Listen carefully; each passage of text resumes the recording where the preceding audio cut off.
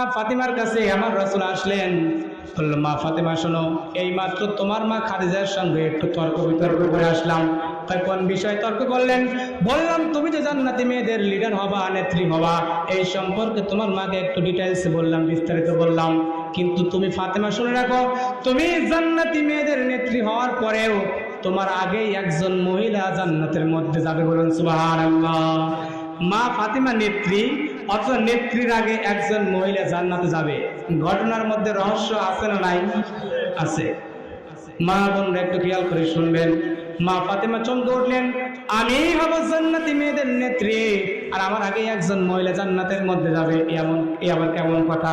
আব্বা, আপনি আমাকে একটু বিস্তারিত বর্ণনা করে বলেন। বলল, তুমি যেই উটের উপর করে জান্নাতের মধ্যে যাবে, ওই উটের রশি ধরে ধরে তোমার আগেই তোমার একজন কর্মী জান্নাতে যাবে। বলুন সুবহানাল্লাহ। মা ফাতিমা বললেন,